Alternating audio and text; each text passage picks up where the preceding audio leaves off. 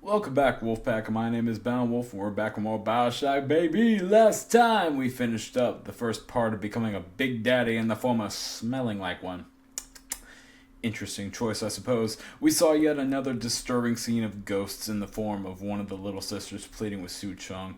And like I said, sometimes this game just makes me sick. Next up, we found the area to alter my voice box to make me groan and moan like a big father. And where we also took down another one of said big fathers to get more Adam, the lifeblood and bane of my existence, down here in Rapture. When we found the next power to the people station, where we upgraded our shotgun's rate of fire to make it just a monstrous piece of metal now that I love to death. We then found and saved the last little sister we possibly could, and receiving the last gift from Tannenbaum. And finally figured out that I was making the sounds of a big father. As I said back in episode 2, I am not smart whatsoever. If you've been watching, you have my praise for sticking out with a dumbass like me. Anyways, here we go. Speaking of being a dumbass, what's my goal? Oh, get the suit. That's my goal.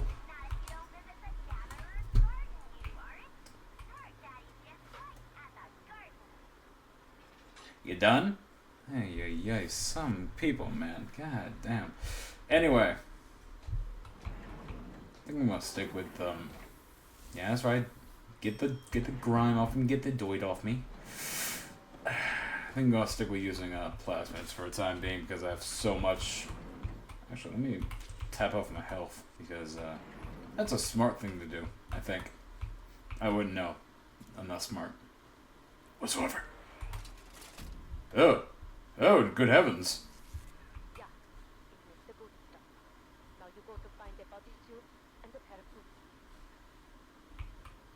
Okay. I don't like the, Whoop! Oh. That was stupid.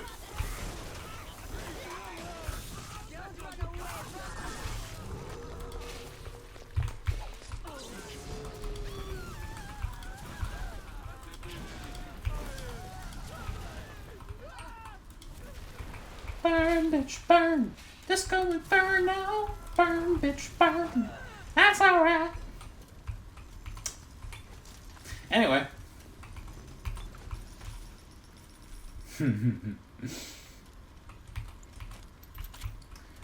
So I take it that was supposed to be a sort of challenge.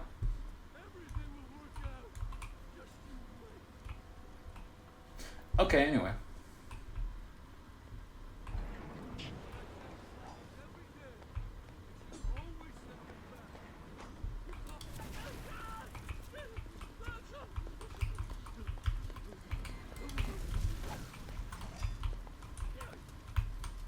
I don't think it's going to save you, but okay. Yeah, like I said, wasn't going to save you.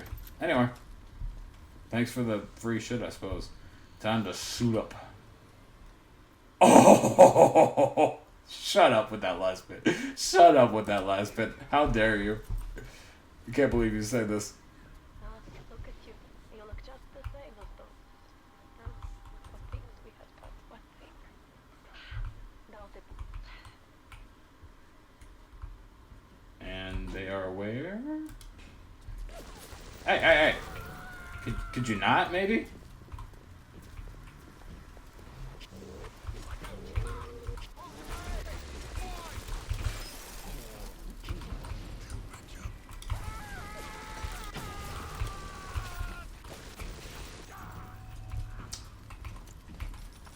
Hey, brother. Alright. So the only room I haven't really gone in is this one on the side, I think. So I guess Nope, not caps lock. Sorry, folks. Like I've been saying, dumbass. Hi, how you doing? Anyway.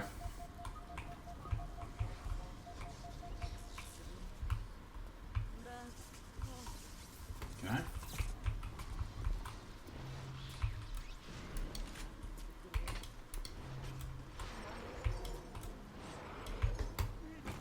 Oh! I could actually go in here. Oh. Stupid! There we go. I didn't realize this was an option. That's cool as hell.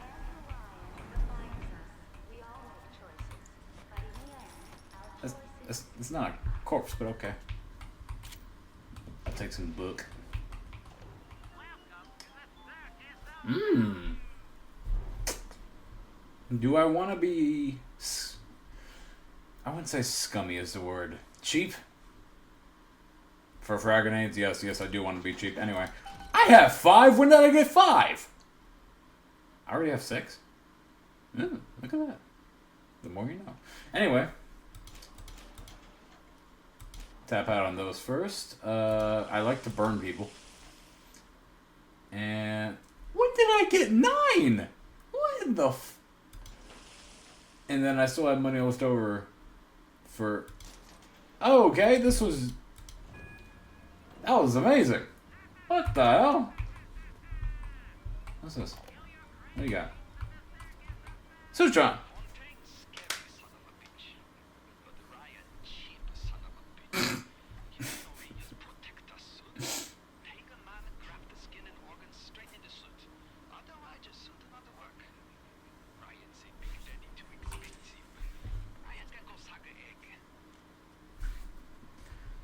Why don't you say that directly to Ryan's face? Oh, wait!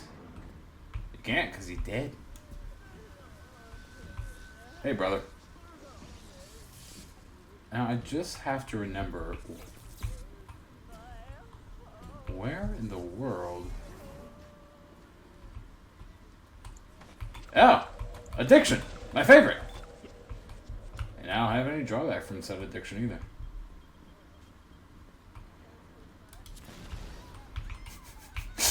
I'm really just trying to challenge myself right now, aren't I? If I could kill you while drunk... Oh, man, almost did it. Damn, that would have been funny. Well, c'est la vie.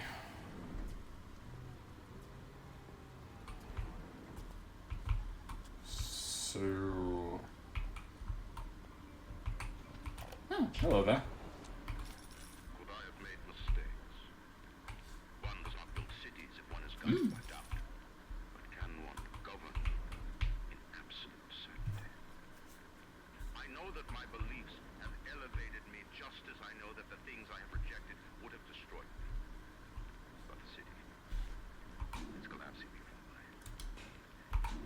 Have I become so convinced by my own beliefs that I have stopped seeing the truth? Perhaps. But Atlas is out there, and he aims to destroy me and to destroy my city. Question is to surrender. I will not question. And where did that lead you, out of curiosity? Jesus fucking Christ, man. You know what?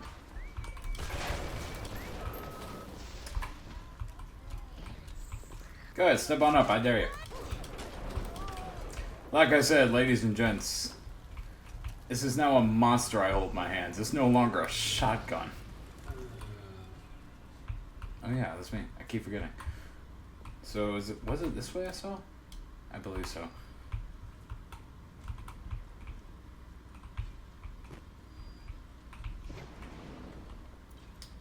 Ah, wonderful. Huh. Library. Okay, that's a thing there. Nah. Show logo, that's gonna do. Do I have any? Nope. Nope. Nope. That's an option.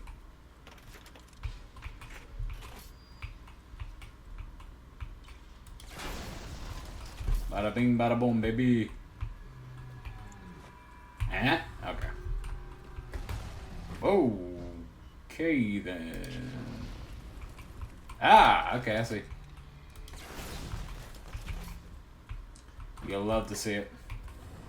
Dang it. I always forget it's just film I can get from that. Hello there. Also hello there. What is making that sound? I do not appreciate it whatsoever.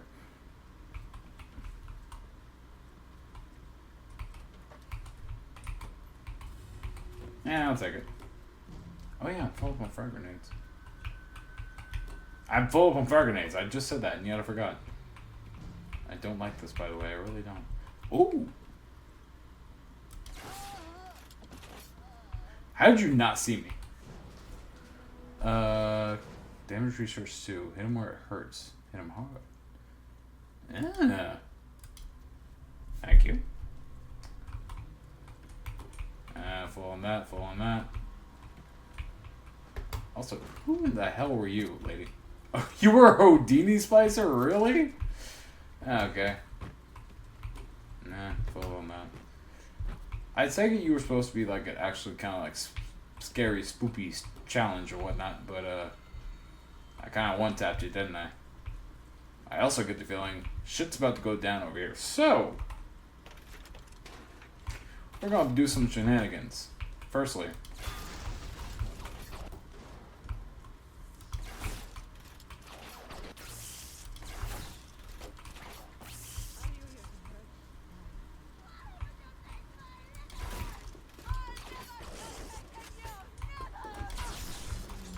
the fuck? Where did you even come from, lady? Oh, I'm full up. I was full up. Anyway. I know the moment I take those boots, shit's gonna go down. I know it.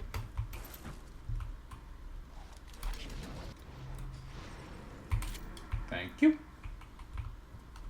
Nitrogen. Fuck it, we ball. Yes. Now this is a big daddy. Are you ready? Now. Now go to the little sister vent by the proving ground.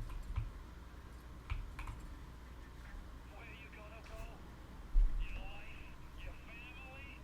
They're a fairy tale, kid. No more real than something you read about in the Saturday Evening Post. Poor Beth. A motherless freak.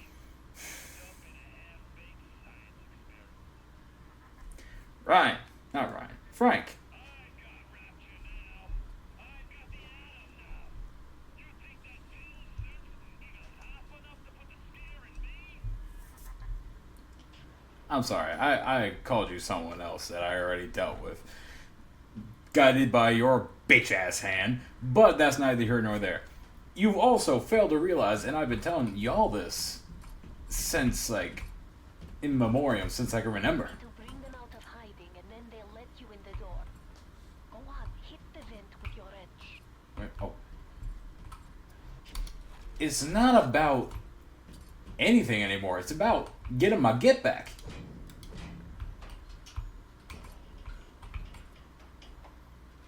Hello.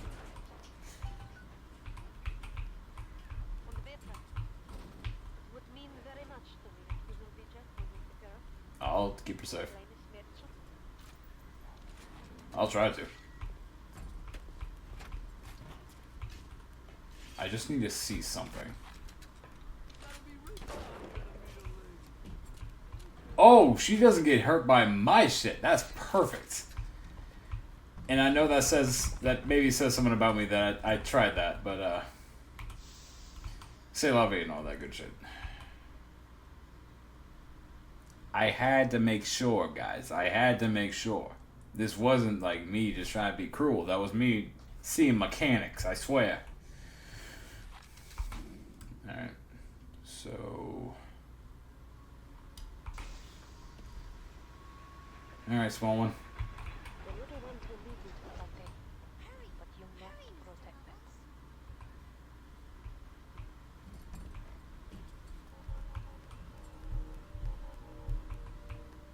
Time to go, Mr. Pete. That's it, kid. It's been a long road. You don't even remember most of it. Put you on a sub when you were just in the practice. Frank, shut up. I'm trying to be a good parent right now.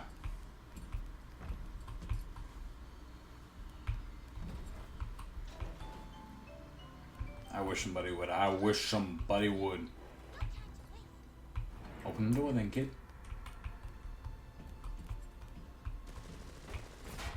The fuck? Hey, hey, hey.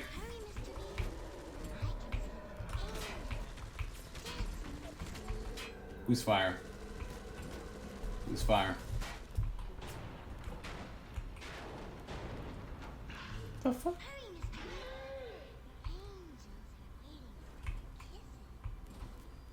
Little girl, that is very creepy. Anyway, who was firing just now?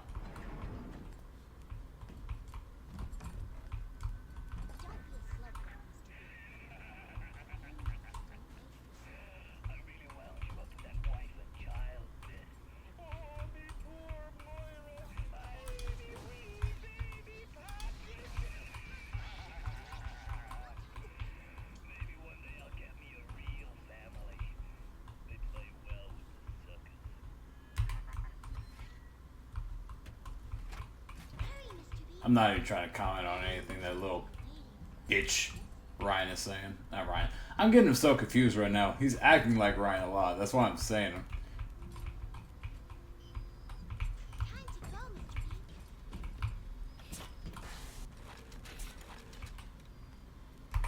Little girl, do not step out yet. Not yet. There we go.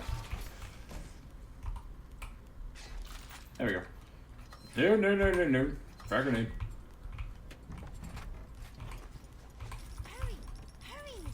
I really thought that was Cohen for a second, I'm not gonna lie. Even though they are physically free of the need to gather, children mental condition still won't them to their terrible past. Or sin such as this can never atone.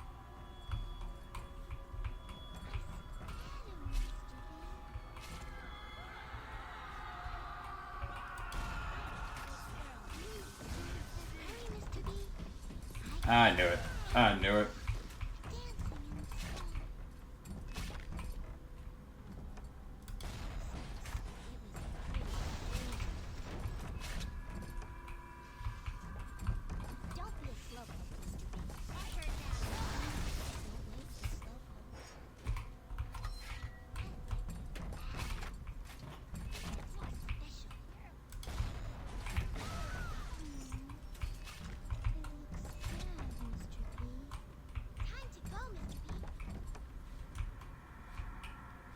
Yeah. So wait, hold up. What's the one I blew the bits over here? Oh well, whatever. I got ones over here.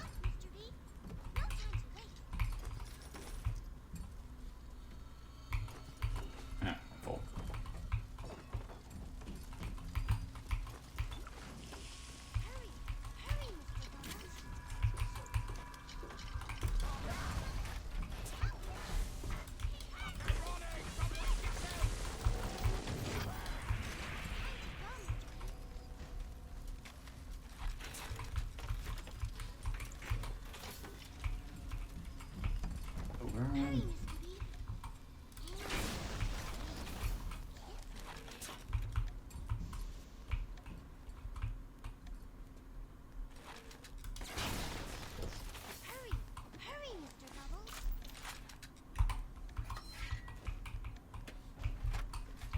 Watch out!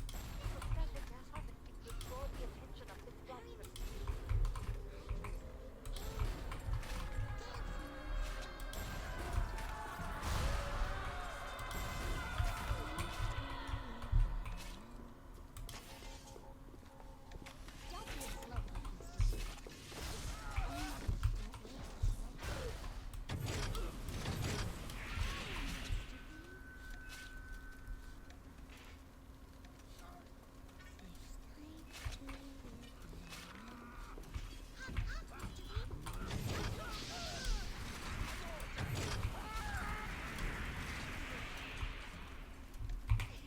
Even think of touching that child, I dare you.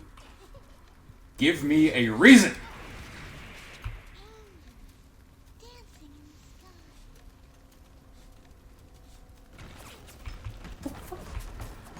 The fuck? Where are you running off to, girl? Don't be a slowpoke, Mr. B. Angels Are they? don't wait for slowpokes. Okay. I thought they were on our side. I was like, wait a minute. That was my mistake. Will not happen again. Hurry, Mr. Bubbles. I'm slow, Mr. B. Is he want the fade? Hurry,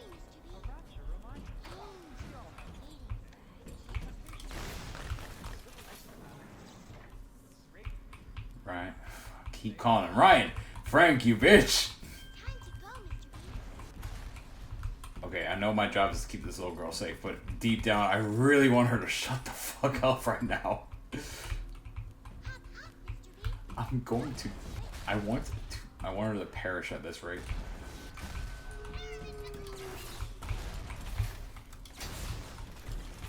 Oh shit, she's hurting. Where the fuck is she? Oh god.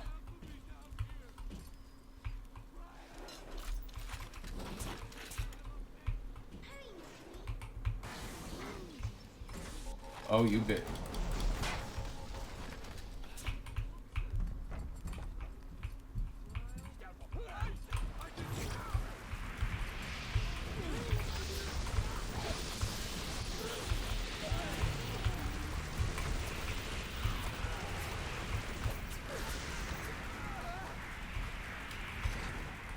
Jesus Christ on a bike, man. What I was thinking. None of us spliced up once the whole time I was down here in this aquarium. Hey. To mix business with pleasure. Get all the nose candy and all polish I've been wasting time with. This stuff is the mother's milk. Okay, so Frank is having a episode right now. I didn't call him Ryan that time.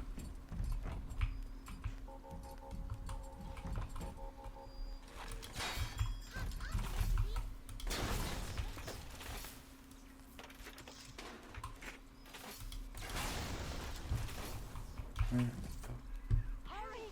How this thing will draw the attention of this slicer.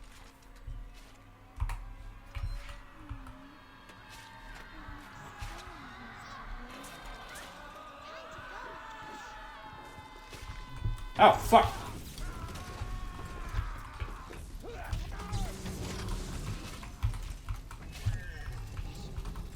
Don't be a slowpoke, Mr. B. It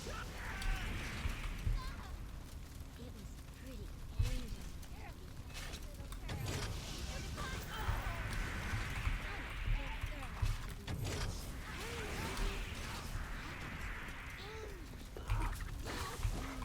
B. No! Not longer infused with other very vulnerable as any child. If the little one falls, you can call for another at the desk. But to lose even one is a sin. Son of a bitch, man.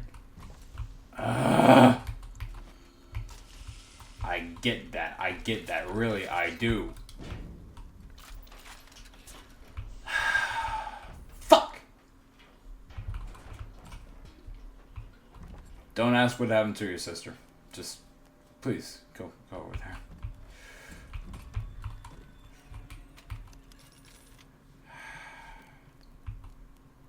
Please, just continue.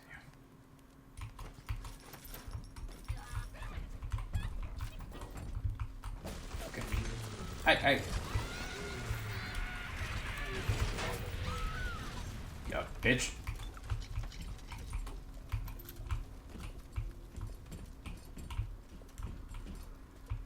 No, I thought we were running around.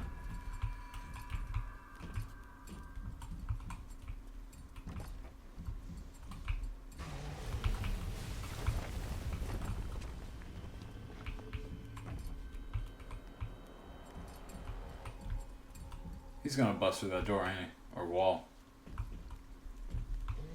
Whoa! What the hell?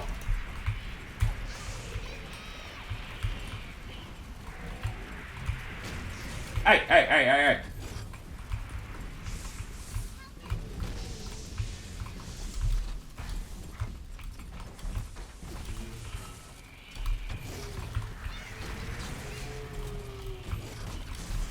You piece of shit. Burn. Piece of garbage.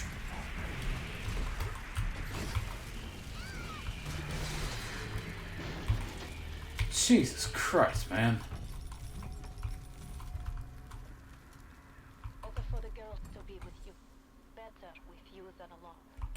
Alone in the crawling darkness. Alright. Come on. You're fine. So I was partially right. He busted through a wall, just not that wall. Come on.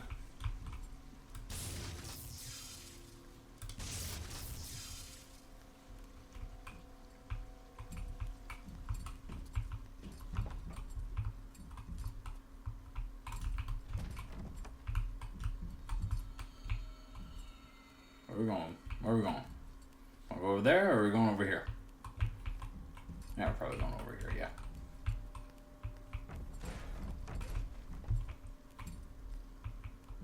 Come on. Where are you going? Only the little ones can open these doors. You Yep. must protect them. I know, I know. That doesn't look very safe on the other end.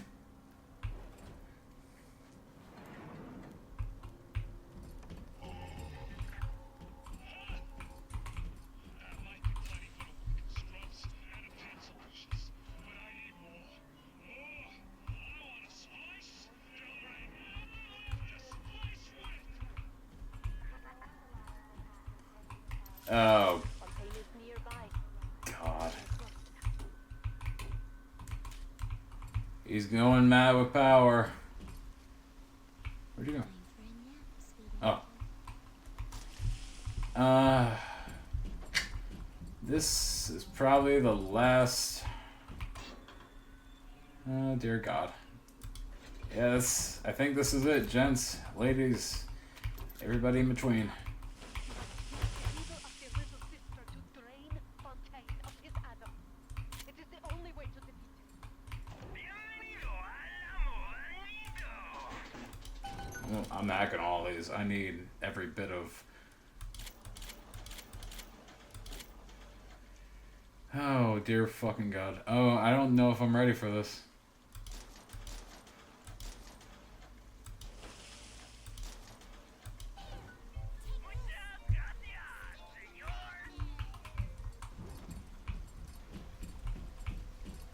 Ah. Fontaine waits above. There will be no going back from here. Make sure you are ready before moving on. Define ready.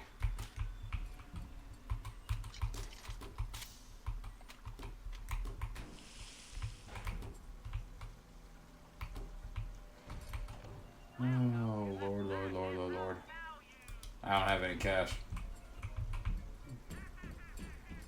Do I have anything I can invent?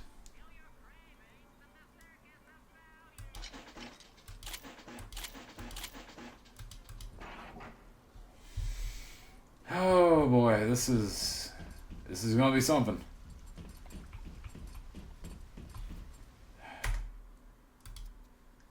Always before the final.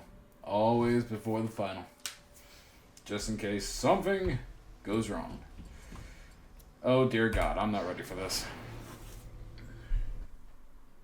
Oh, not even like a place, just Fontaine. Oh no, I'm screwed. Oh dear God. Well, I'm no longer in the Big Daddy garb. Yay. I remember when me and the crowd put you in that sub. You were no more than two. You were my ace in the hole. But you were also the closest thing I ever had to a son. And that's why this hurts. Betrayal, kid. Life ain't strictly business. Oh dear God. I'm gonna die. I'm gonna die. Oh, there he is.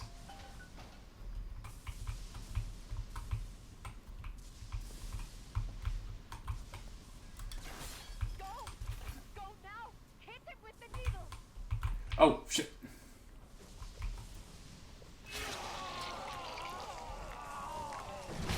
Okay. Whoop, whoop, whoop. Oh dear God. I think those are more for me. Okay, okay. His health is reasonable.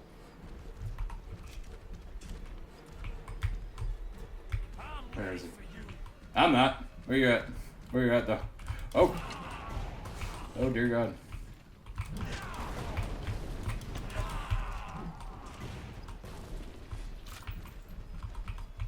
Where you at? That didn't even hit me.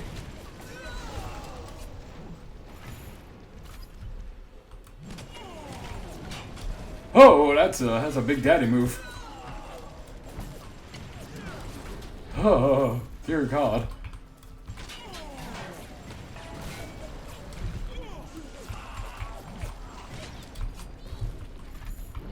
Who said that? Is there a little sister? Why is there a little sister? Oh dear God. Oh dear God. Oh dear God.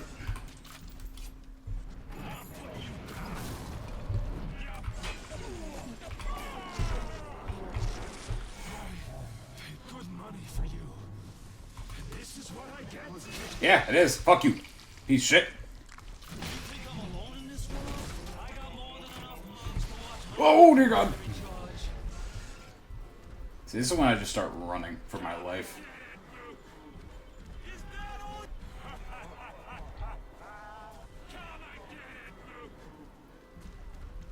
Lovely day we're having, huh? Nah, I'm good. Thank you, though.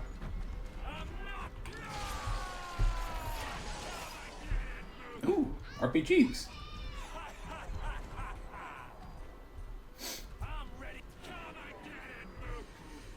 Why do you call me Mook? That's nice.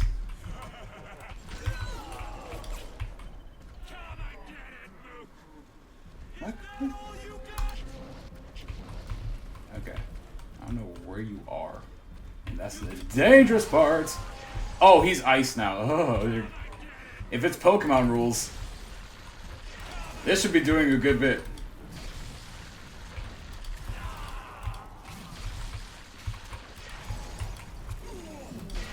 Ugh.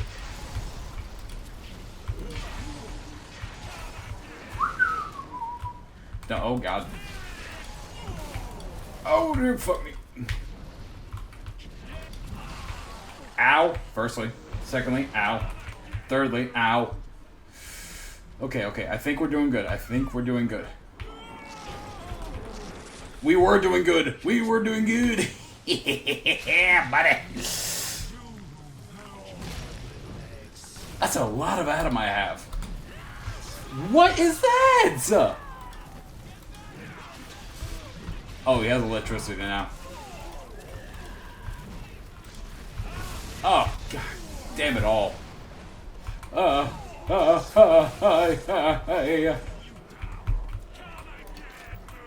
Stop calling me Mook, man. It's rude.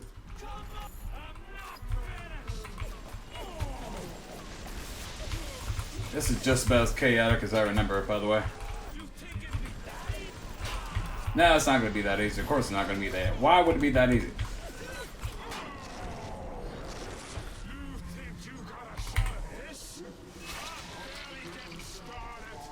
Bro, you are out of Atom. What do you mean getting started? What do you mean? I had you built. I sent you topside. I called you back, showed you what you was capable of. Even that life you thought you had, that was something I dreamed up and had tattooed inside your head. Now, if you don't call that family, I don't know what is. And now. Oh.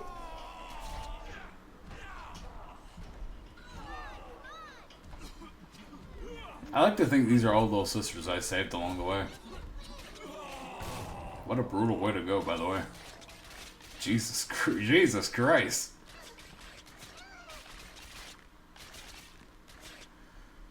Okay. Oh my God, that was suspenseful.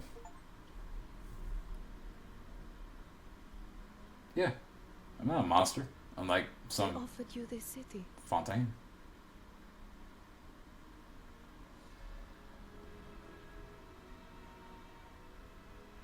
And you refused it. And what did you do instead? What I've come to expect of you. You saved them. You gave them the one thing that was stolen from them.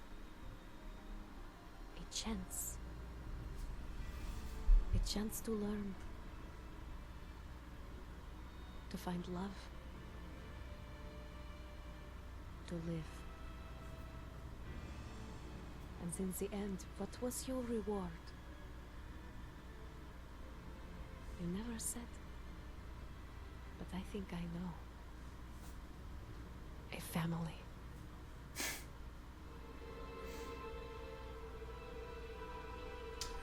Jesus Christ. This was a ride and a half. Oh my god. Alright, I guess this is the part where I give a retrospective or just general opinions.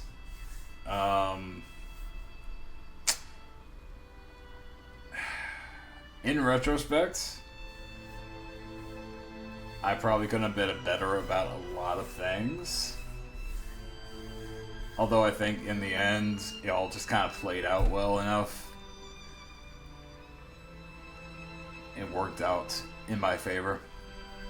I was stupid about a lot of stuff, I'm not gonna lie. I probably could have gone the hacking route and made my life a hell of a lot easier, but c'est la vie and all that good shit. The villains were superb, in my opinion. Coming back to this after like such a long time, it's such a breath of fresh air, and I'm so glad I chose this to be like the first game I played for the channel.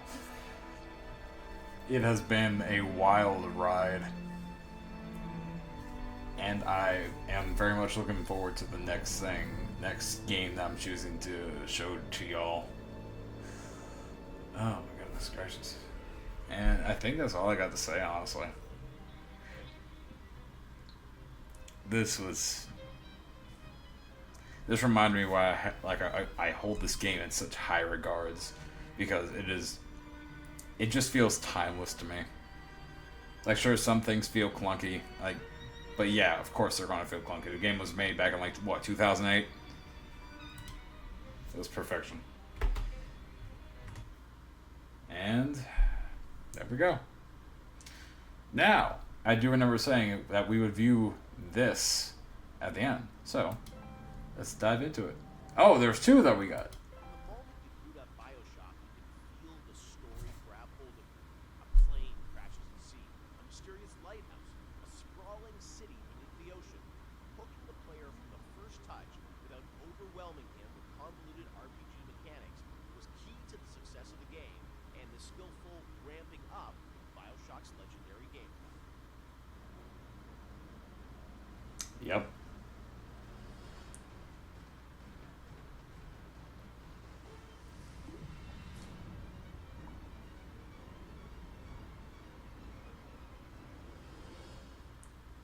Bioshock has an amazing opening sequence. I can't imagine the game without it. The plane, the crash. But I understand that didn't come online until like the very end of development. Is that fair? We had a couple of really depressing playtests. We had built all these systems. We thought we were doing a good job of like giving basically people a playground to play with and things to do. And when we had a playtest, we didn't realize how bad of a job we were doing in exposing those systems to the player, because we were so in these systems and in our own heads, we had no idea that we just weren't facing them towards the player at all. So after that playtest, we took a long, cold look at what we were doing and realized that we had to introduce it. We were confident enough in the systems that they were going to be fun and meaningful to the player, but we really had to think about how we're going to introduce these systems to the player, and in such a way that they understand why the systems are there. Like, you can't ship a README file with the game and expect people to read it. Like, it has to be part of the experience. So the challenge is, how do you introduce people to these systems, but do it in such a way that it fits within the narrative? So we had to integrate all of these things into the story cleanly, so that the player felt like it was one zap them, whack them thing was one of the the 1-2 punch that came out of that. The playing sequence at the beginning, I heard a story that like the program would put that together in like a day or two. It was very last minute, but It was so we had done a focus test, and we had it was one of the most depressing experiences of my life. We were very close to being finished, and it was basically giving people what essentially became the demo, and people played it, and it was in Boston. We were sort of behind these glass windows, all these little Boston guys, like, this is a wicked piece of shit. You know, they hated it, and they were making fun of it, and they were saying, it's like watching some guys and dolls beating each other up, and it's the stupidest thing they've ever seen. And we thought we were in pretty good shape at that point. And I remember the focus test guy was like sort of like a doctor giving the bad news. Sorry, Chad, you better get your affairs in order. And we all came to work the next day. And we were like, what are we gonna do? We were all pretty depressed, but I think we started talking. And as we talked, we started thinking about what are they saying to us? What are the people saying to us? And what we think there's something there. Well, how are we missing it? And we decided that there was maybe we didn't understand who they were, who their role in the world, as a character, who their role in the world was. Because the game at that point started with you in the ocean, right in the ocean after the plane crash. And the crash still was fiction. You see it, so you didn't have the voiceover saying my parents always said I was going to do great things or whatever that. They didn't show the plane crash. We didn't establish a time period because the plane is critical to establish. You're smoking a cigarette. It's very 1960s looking. All that stuff was established. It wasn't established, so we decided no time, no money, so we sort of came up with a script. I wrote a line, I think. Me, one of our artists recorded the line. Steven and Sean and those guys got to work on building this very simple sequence. Well, simple, relatively simple sequence, and then the plane crash actually happens over the Bioshock logo we already had, but I sort of wrote a radio play behind that with altitude, crash, and that set the emotion. People screaming in terror at the plane crash. That set the emotion much better, and it came from the player was. And all of a sudden, we released them. I think the next real encounter we had was people playing the demo of an encounter, and all of a sudden it was. I remember even back in the day we did the thing on TV where we talked about it, and like that night, I remember that night was going for him, like going nuts. And even though the game had a lot of press attention, when people finally got to play it and get through that sequence, you had to remember there was this mass sort of excitement around it, and then the game shipped only a few weeks after that, right?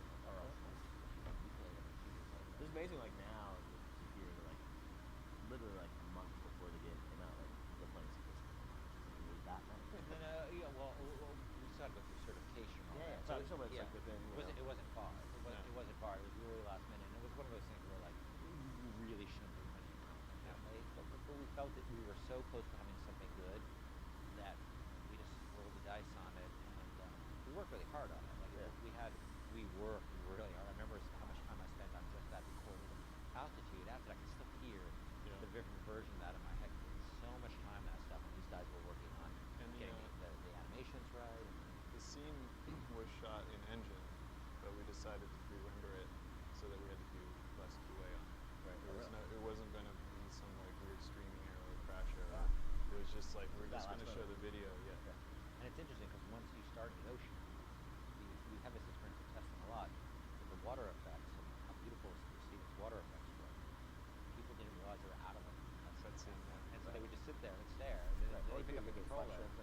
Yeah, and they pick up the controller, and all of a sudden they realize they're controlling it. But that, as Sean said, that part of the plane is not actually tracked. It was done in the engine, but we just remember it.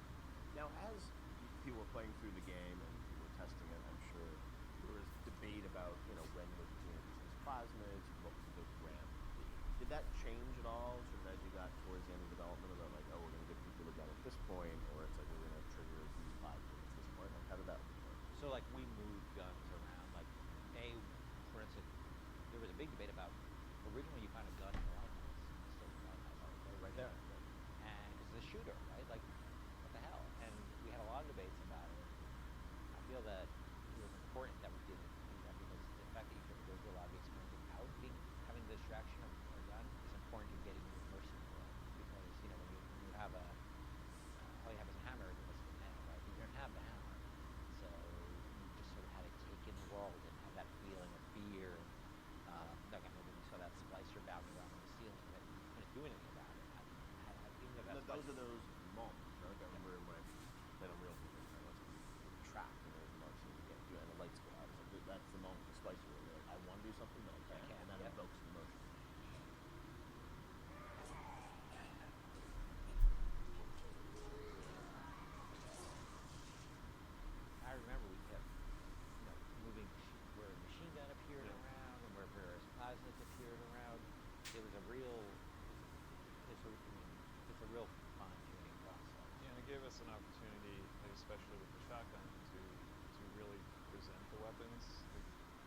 space between them.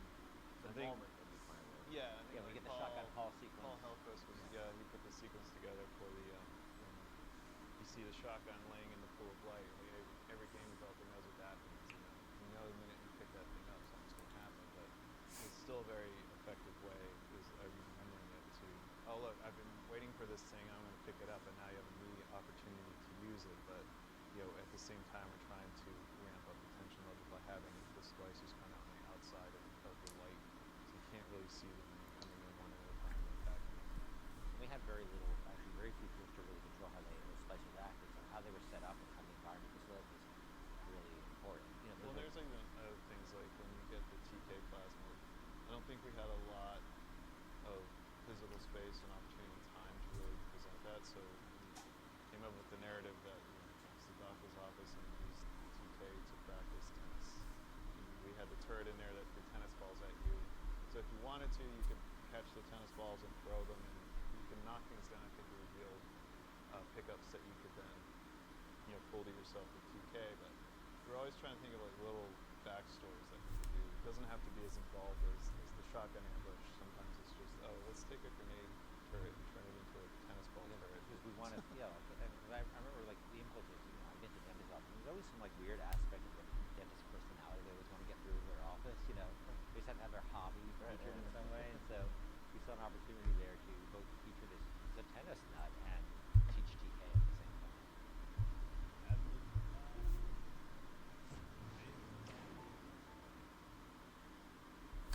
Interesting. I will say that, as I mentioned, like at the start of the game, having the nail in the hammer, that analogy, they did a good job of saying like, oh, here's the nail, here's the problem. They don't give you the hammer, as I said. And as I showed, I was a scared little bitch. I was scared out of my mind. I was like, okay, can I turn back now? And they did such a good job of spacing out power-ups within the game, in my opinion, that it's one thing that I personally would change. There are a few things in this game that I would personally change. Now, time for the only other one that I found. Jesus Christ. Rapture is overflowing with memorable locations and settings.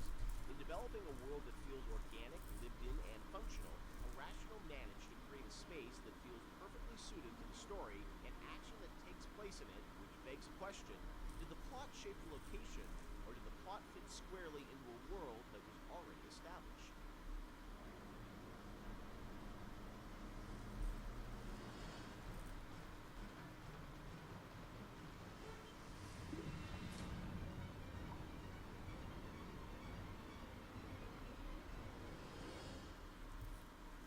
Let's talk about some of the areas in Rapture, because it's an amazing place, but also feels like there's certain areas that are very well designed. You have, there's an aesthetic, there's a character, it all kind of comes together. Ken, do you have a part of Rapture that resonates the most with you still to this day? I think the opening is always going to be the most important to me because it's you spend a lot of time there, and it was all for me as a challenge as a narrative guy. Is like how do we set up a very complex series of events, a very complex notion, and all this. Andrew, there's so much to tell. Big Daddies and Little Sisters and Andrew Ryan and the time period, and do that all without cutscenes. And especially I think the descent to Rapture when you're in that bathysphere, getting that right, getting everything right down to the bathysphere, cresting the hill and seeing the city for the first time. Remember how much we worked on the timing of that? Just getting And that. it took us forever to figure out that we should just put the slide projector covering the window. Like, again, in hindsight, it seems like such an obvious choice, but we were really trying to figure out, like, how are we going to tell this story of Ryan and then reveal, so you can see that, the city beyond the hill. And also we didn't have to show the whole transition from the Yeah. bottom of the ocean because the whole screen was covered. Spoiler alert. I think that's the part that will always be near and dear to my heart. Yeah, I mean, for me, it was Kashmir. That was one of the first. The restaurant. Yeah, the restaurant at the beginning, because it was really like the first that we created that was Rapture, and we created spaces before that weren't really hitting the Art Deco look. Scott Sinclair just started, and he built that, designed and built that statue of the Atlas with the world on his shoulders that was in the little worker room. And Mauricio done some concept art for us of that space. And once we started putting everything together and getting it into engine, and actually walking around it and seeing those giant windows off to the side that just showed the seascape and really drove home the fact that you're underwater. It was the first time really all the elements started to come together. And we had built a bunch of stuff, and we actually stepped back and said, we have to just get one room right before we go any further, because we weren't getting it right. And so Mauricio did that concept drawing. Yep. We worked really hard on that statue, and that statue, I think, was the first object we really built in the game that was the Bioshock. We just stayed in that room for like a month until we got it right. And I think the original concept actually had a tram Yes, running through it, it did. so it was like even more complicated, and that was one of those things we had to keep going back to really focus on what the bare essence of that room was. Were there parts of Rapture that you never realized you sort of still missing Zoo. it? And the zoo, We had a zoo Frolic, that right? I was excited about. Not everybody was excited about the zoo, but I don't know why I was excited about the zoo because it was been a nightmare. We had another area that was prior to Arcadia that was more of a straight up agriculture forest type area. Before we had the bathysphere, we had a whole sort of subway transport system in Rapture, which we spent a lot of time thinking about, and then just realized that using a submersible would be a much more realistic and much better solution. And you were able to move between locations in that subway system? Yeah, no, much like the bathysphere, but they were much more integrated throughout the space, and we really want to support them. And we just realized it was not really relevant to where we were. Were there certain locations or areas where you knew a certain narrative point, needed to happen? Like you look at, the reveal of sort of Atlas's true motivation. Like was that like, oh, we've got to do it at this part, at this level, it fits the story, or was it more that you sort of like you had the game laid out in a certain order and you just layered the story on top of it? The big one I can think of is that you encounter Ryan, and it was sort of like that he would live in an area of industry. So he lived in this very industrial area because that's where he would feel most comfortable. And that he wanted his office, his lair, to sort of be not in some residential zone, but where he wants to wake up and smell the grease fires and the machines and the smoke. And that's in his lifeblood. Industry was his lifeblood. It also is very theatrical. You look at it Right. now, it doesn't look like an office. You kind of know it's an office because the story is telling you that. And we had some old technology that was laying around in the game that would control environment settings. So the old system that we had would let you do high pressure, low pressure, medium pressure, and those would affect lighting and other like post-process things in the world.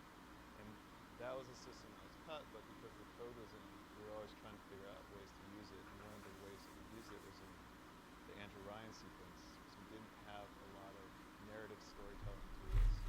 We were basically switching the atmosphere to get all the lighting changes. So whenever a light changes in that scene, we're telling the game that the atmosphere is changing. So the preset atmospheres come in and shine the spotlights on you and bring up the house lights when you move into it. Very, very early on, you could change the pressure in the areas, and that would change how explosions work and all this stuff like that.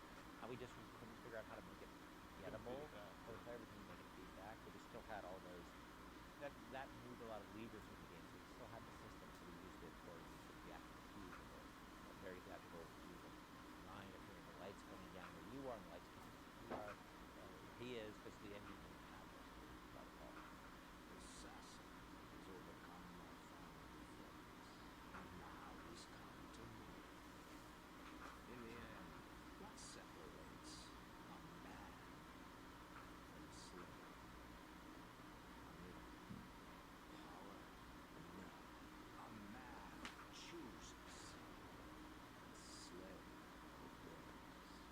There was a great sense of sort of artistic progression as you went through the game too, and that each level had its own sort of voice.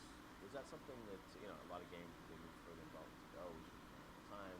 It's like we're just going to sort of repeat this and change the color palette. It felt like in the team it was very level, which they were levels back in the day, to feel distinct? Yeah, I mean, we had sort of experimented with that back in System Shock 2, back when every Doom level was pretty much a every Doom level, because they were working on the same set of assets. We decided with our very rudimentary tools in System Shock 2 that we would progress with color, and every deck would feel different from a color standpoint, even though most of it was lighting, not or textures, nothing really more. But we had the tools to actually, sort of theme levels. I think a lot of this goes back to, I think my first memory was actually from when I was 1 year old at the Montreal World Expo. Remember when you were one? Well, I remember being at something at this World's Fair, which I didn't realize I think was in 1967 when I was 1 year old, a little over 1 year old, and I was on a theme park ride. And I remember being at this thing where a big bat flies out of this sort of thing, comes up. I don't know why I was a 1 year old on this ride. I'm not sure, sort of a haunted house kind of ride, and I remember loving it. And I think that stuck with me. So the notion of sort of theme parky themes and settings, and Disney World did a great job of theme areas. So themed areas are something that always resonated with me. Bioshock sort of always has had this notion of feeling of being in different areas, much more than the world really has. If you walk from building to building, most you can't really tell them apart. You walk there. Yeah, walk from a floor of an office building to another floor, it's not going to look any different. But we really always felt like really important. And there's also, I mean, if you look at SWAT 4, there's also some early experiments with this, especially like the serial killer's house level in SWAT 4. It was probably one of the most dense levels that we shipped, but we were trying to tell a specific story with that. And going straight into Bioshock and using the same exact engine that we're using, and we were very comfortable at that point with how the engine worked and how to art up these rooms, gave us a leg up when we sat down and really thought about what stories are we specifically trying to tell. And one of my favorite anecdotes from this time period is with Sander Cohen. I think it was Nate Wells and Stephen Alexander sat down one night, and they came up with a backstory for every dead body that you find in that space, and then they told that story with the props that they could. Even if it was just like this guy crawled 3 feet and then shot himself in the head because he was sad about something. They put those marks in, they put a picture next to the guy, and then he shot himself. So they really did their homework and tried to add the backstory for everything that you're going to find in that space. I've got Atlas's cores hitting us non-stop and 2 dead mechanics just this week. We need to control costs. If I wanted to deal with amateurs, I would have stayed on dry land. Yeah, the environments were really just something else. Like I said, game is amazing. It's a masterpiece in my opinion. I think my favorite environment would have to be, I'm a theater kid, so I would have to say Cohen's. As much as I despise the crazy bastard. But that's neither here nor there. Least favorite area, it's actually kind of a toughie. I would have to say the beginning area, just because there's a whole lot of nothing. It's not really themed yet to a certain degree. But anyway, that is Bioshock. Yeah. First playthrough done, baby. With that, take it easy, Wolfpack. Sayonara.